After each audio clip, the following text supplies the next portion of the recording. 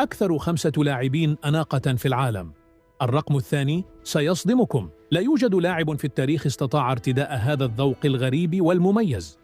تبدأ القائمة بالإنجليزي جود بيلينغهام، الذي يشتهر بإحساسه الفريد بالأناقة وشغفه بالموضة.